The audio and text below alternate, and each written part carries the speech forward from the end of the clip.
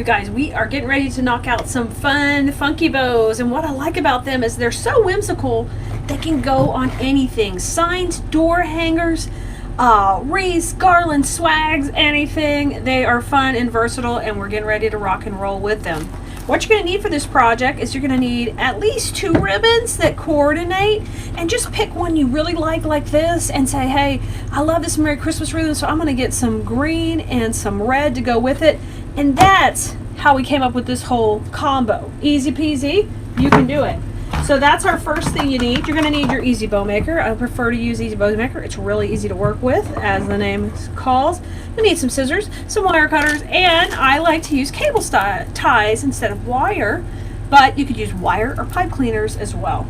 So let's get started. I'm going to pick out my most, my pattern that has the most, going on with it, and we're going to start with it in the back of this project. So put it on your spool holder here, and in this case it's not going to matter if Merry Christmas is going the right way or not, because this bow will be going both directions. So for these type of bows, I like my tails to be 8 inches, so I just cut that at a nice little angle here. 8 inches, I put it in the center, and then I twist, and this first tail goes up just like that.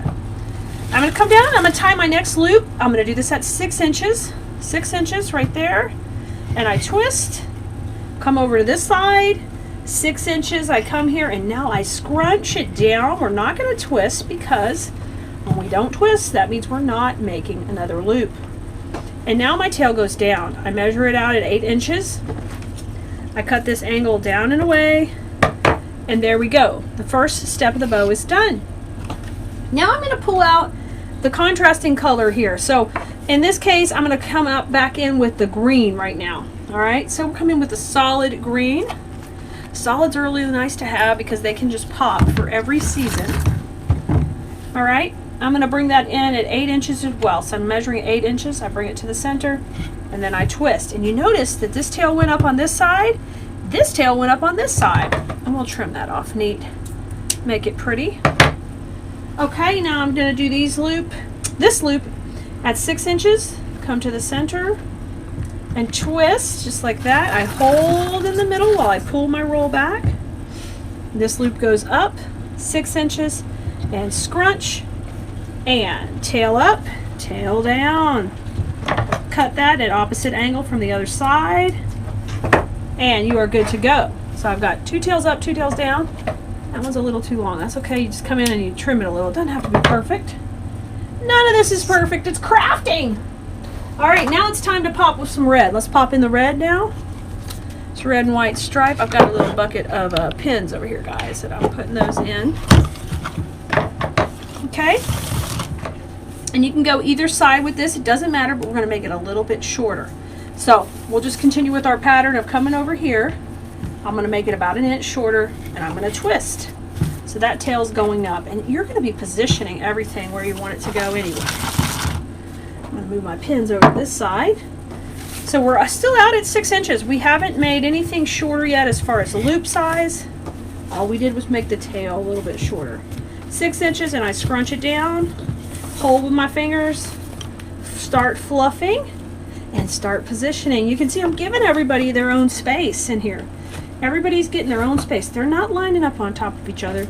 Right now, they're getting to have their own little party with everybody else, but everybody gets a little dance time on the main stage here. Okay, let's come in with our next color, and we're going to come in with this polka dot that has red and green. So we keep layering these up. Since our last tail went to this side, this tail will go to this side.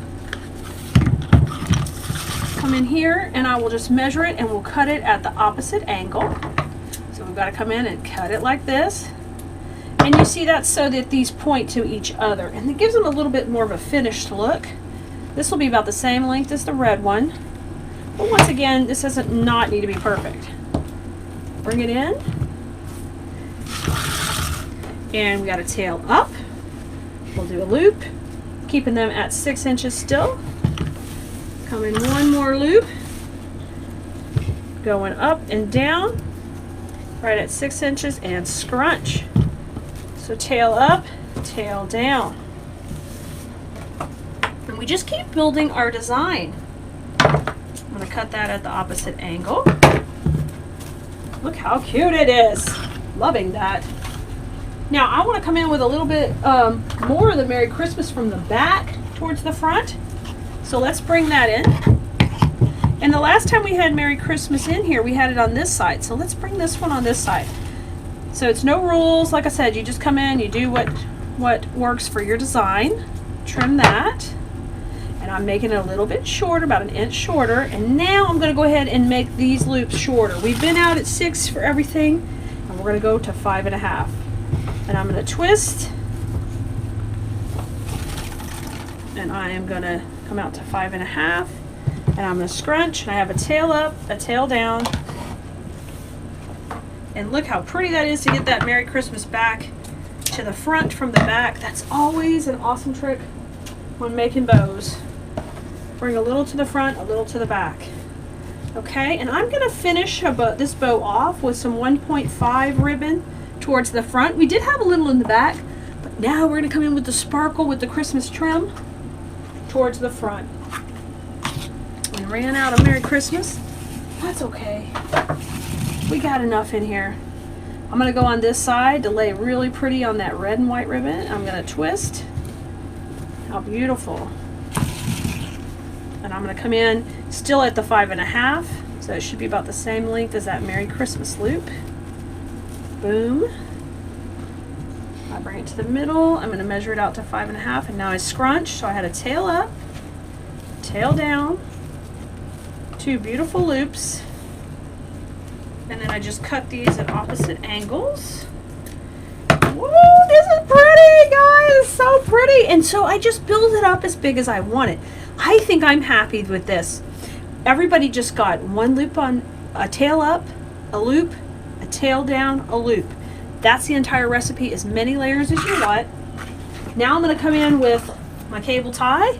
I'm going to come in right beside the ribbon. You'll see it pop out over there. You see it wiggling? There it is. It came out. It's underneath all the layers.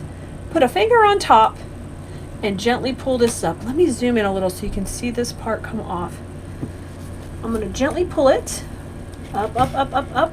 I'm even holding pressure in the center. I'm going to close off my cable tie to where it's taut but not completely tight. Okay? So it's holding pressure. When I pull this off, I'm holding more pressure than the cable tie. I run that to the back right there. Okay? I'm holding pressure. Don't tighten it up yet. Don't do it.